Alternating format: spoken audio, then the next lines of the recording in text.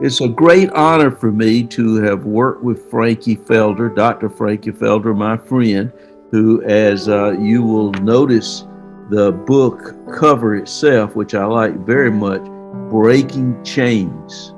And she broke a chain at Clemson University, where I now teach, by becoming the first African American dean at Clemson University. I was so impressed when she decided to do her family history. I've been advocating this for years. It's an amazing story. There's always been African American history, and African Americans knew their history through the oral tradition. But it's so important that we document these stories the way that Frankie has done. It was not until Roots that I think most people understood that you could trace and find family histories. My book, In My Father's House, or Many Mansions, Family and Community in Edgefield, when it came out, was one of the first books that actually used African American genealogy to make important arguments in what we think of as historiography. And this book is in that very tradition. It's one that I'm proud to have written a foreword for. I'm very, very proud of what Frankie has done and honored with that I'm a part of it. Just think she's done a tremendous job of tracing out these stories. And it's an inspirational book. I mean, we think of the horrors of racism and of the enslavement, all of these horrible things. I mean, people forget. We just had an anniversary of 9/11. They believe that terrorism started on 9/11, 2001, but African Americans lived in a terroristic society, literally, at least until 1965 in the Voting Rights Act.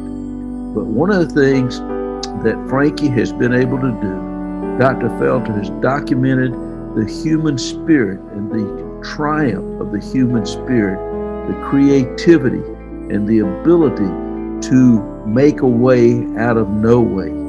So I'm very proud of what she's done, and I'm happy to recommend this book. And I don't need to talk about it very much because I've talked about it in the introduction or forward to the book, so you can see what I think of it. Congratulations, Frankie. You have done us all a real favor, in particular to the history profession, of documenting your family history. And I would say one other thing, it's not just family history. I think one of the things that Frankie does as a person and that she's done in this book is create community and study community, which are related, I think. And I appreciate so much what you do to create community and to write about it.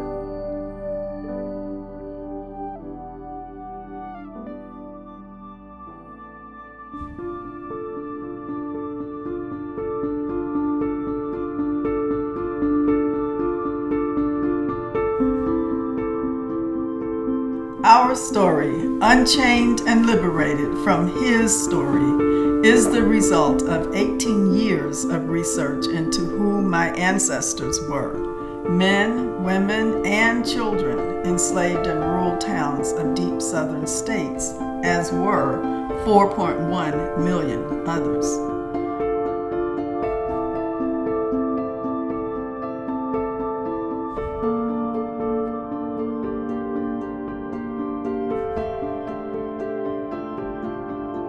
Our story uncovers intentionally hidden, painful stories that built resilience, courage, compassion, and an abiding faith in God, in these ancestors who once traveled the stony roads of South Carolina, Mississippi, Louisiana, and Texas in the 1800s and 1900s. This book broadens the landscape of the Southern communities in which the first Felder families made their homes. It brings the slaves' lives and perspectives into view, looks at multiple sides of the Civil War as it ravaged communities and divided families, allows freedmen's voices to be heard, providing background and context for the failure of Reconstruction and the emergence of Jim Crowism in these places.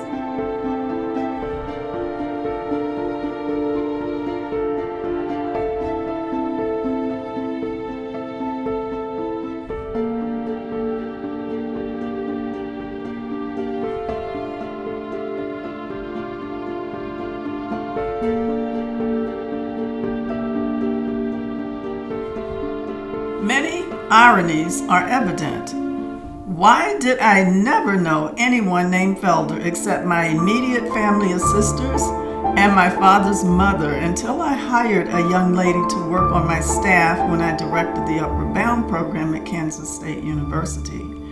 Vicki Felder was African American and from South Carolina. How did I end up working for 30 years at Clemson University, an institution that I had never heard of until 1987 when I was hired as the first African American dean in its 98-year history?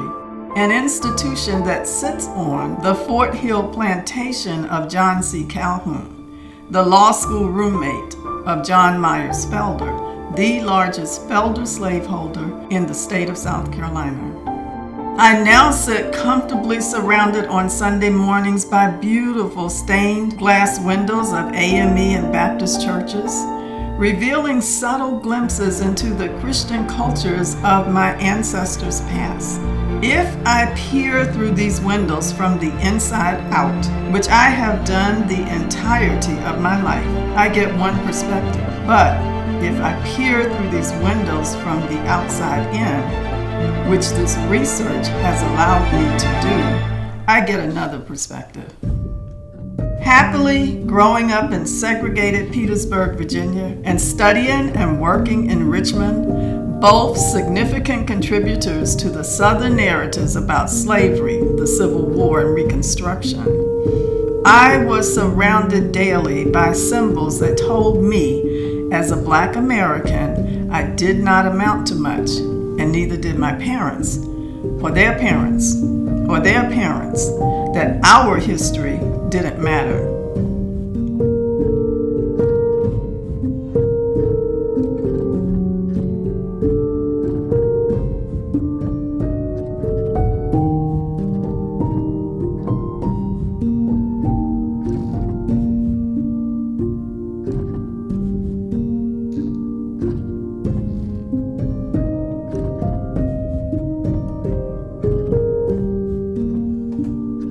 The fourth grade history textbook adopted for all public Virginia schools in 1957 when I was in elementary school perpetuated that narrative. And without much successful challenge to the textbooks, generation after generation of young Virginians were taught his stories that prevented honest conversations, assessments, and change to the difficult divisions created in the South because of white supremacist attitudes, beliefs, and pedagogical practices. His stories tell of the Revolutionary War hero in Orangeburg, South Carolina, Captain Henry Felder, who was friends with the Indians, who saved a northern-born free Black man from being enslaved by slave trader kidnappers and hired him as his foreman. Perhaps.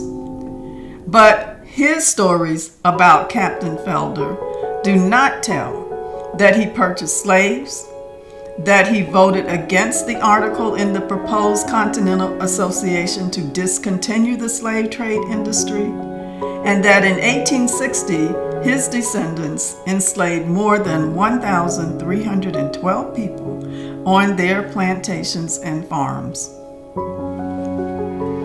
There's a saying that when the ancestors want to be found, they show up.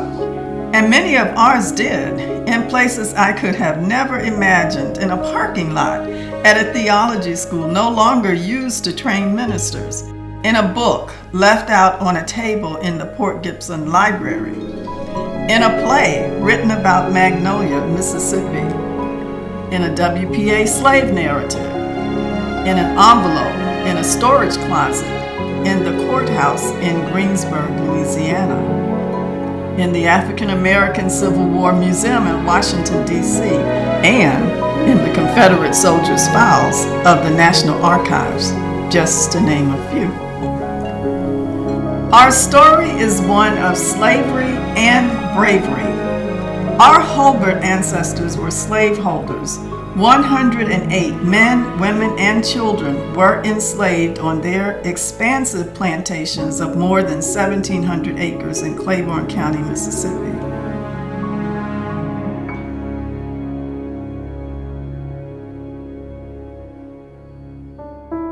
Our Felder ancestors were enslaved, but one, Sergeant Isaac Felder, bravely walked off the plantation and served in the United States Colored Troops at Port Hudson, Louisiana, where the bravery and the fighting of the black soldiers became the turning point that sealed the outcome of the Civil War. Our story is one of property rights and civil rights. As soon as the emancipation provided some rights to those human beings who were once classified as property, our Felder ancestors purchased property themselves, homes for their families.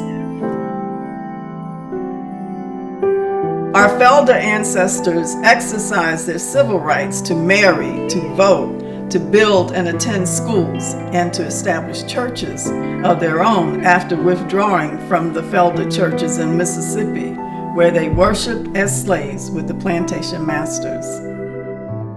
Our story is a story of biblical misappropriation and prayerful supplication.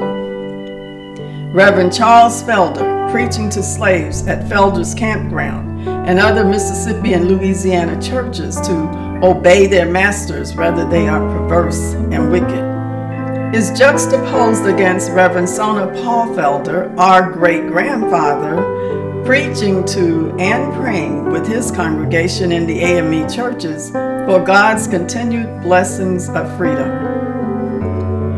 Our story is a story of patterns of destruction and patterns of instruction, Jim Crowism and activism. It is a story that angers me, yet it is one that empowers me. But it's broader than just the Felder and Hulbert families. It's about the Southern experience, and thus generalizable across many families. It likely touches your family's history also. Our ancestors, yours and mine, interacted together or not to create the history of the past. And we, you and I, will interact together or not to create the history of the future. Because our story was pruned from the branches of the Felder and Hulbert family trees, I invite anyone knowledgeable to add to this story to help clarify, correct, and more comprehensively write what clearly is an intermingled, although calculatedly concealed history of Felders and Hulberts in the South. An African proverb says that until the lion learns to write, the story of the hunt will always glorify the hunter. I hope that our story, unchained and liberated from his story, will encourage you to hunt for your story, to document your findings, and to contribute to the accurate telling of history of all of us, we, the people.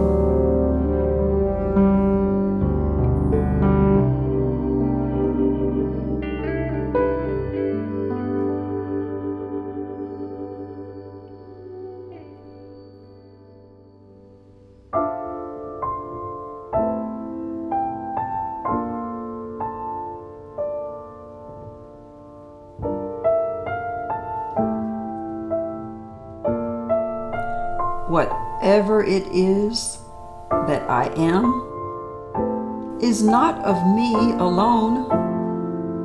It's that long journey from some unknown, blood-soaked motherland and the survival lessons the ancestors' lives have shown that bring me to opportunities bought with shattered hands.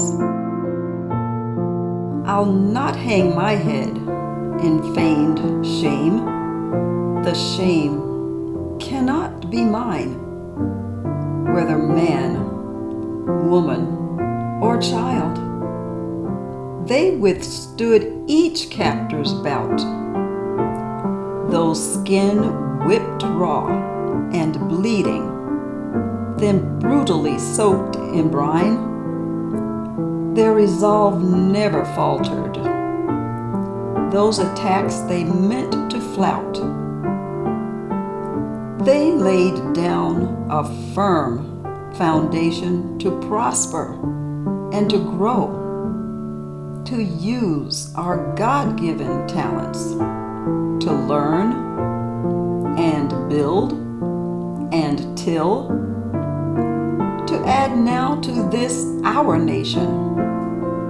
This is the least I owe. With humble appreciation, their steps I'll vow to fill. This truth for sure I won't deny when all is said and done. Today, I am that vision the ancestral slaves did spur. May their pride, their toils, and their ransom be ignored by none. I owe a debt I'll always pay. I am because they were.